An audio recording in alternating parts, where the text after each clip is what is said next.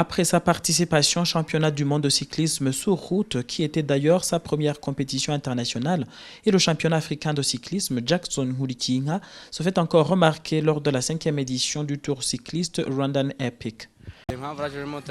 Je suis venu participer à cette édition du Rwandan Epic car j'aime bien le VTT, même si je fais du sur la route. Après une période de compétition internationale, il fallait que je puisse m'occuper professionnellement et il y avait cette compétition et je n'ai pas hésité.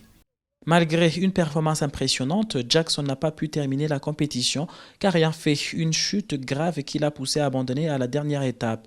De son côté, Bahanzi Buhari, une autre étoile montante du VTT au Rwanda, a fait du chemin depuis 3 ans qu'il participe à la compétition. L'édition 2025 du Rwandan Epic s'est révélée particulièrement exigeante, notamment en raison de la participation de nombreux athlètes professionnels évoluant dans des pays développés. Cependant, je n'ai pas ressenti d'intimidation cette fois-ci. J'étais en effet équipé d'un nouveau vélo et de matériel professionnel que j'ai pu obtenir grâce au soutien des sponsors ayant remarqué mon talent lors des compétitions similaires.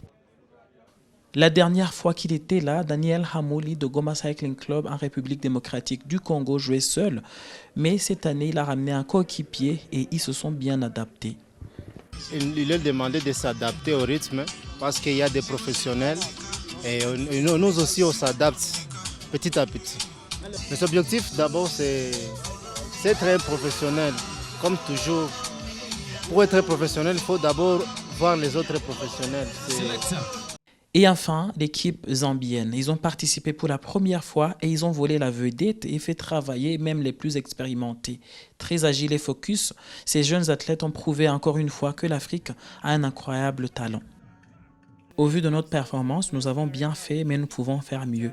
Cependant, il nous faudra nous entraîner en haute altitude et pratiquer davantage l'escalade car notre région d'origine est très plate.